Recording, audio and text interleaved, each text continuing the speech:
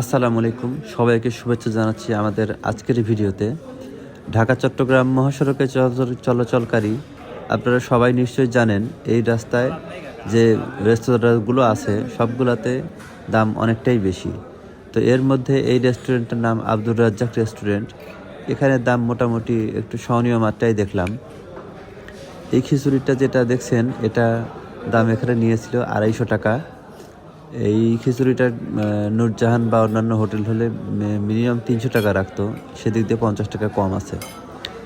Test মোটামুটি on average বলা যায়।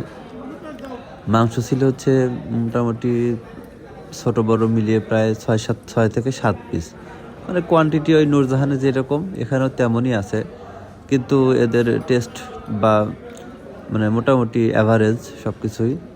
দাম সেই হিসাবে 50 টাকা কম। তো আপনারা যারা এর রাস্তায় চলাচল করেন তারা এই রেস্টুরেন্টে একবার ট্রাই করতে পারেন। এটি নূরজাহান ছেড়ে আসার পরে হাতের ডান দিকে অবস্থিত আব্দুর রাজ্জাক রেস্তোরাঁ। ভিডিওটা ভালো লাগলে ভিডিওটা লাইক দিবেন, চ্যানেলটা সাবস্ক্রাইব করবেন। এরকম আরও নতুন নতুন ভিডিও নিয়ে আমি আসবো আপনাদের সামনে। সে পর্যন্ত ভালো থাকবেন, সুস্থ থাকবেন। ধন্যবাদ। আল্লাহ হাফিজ।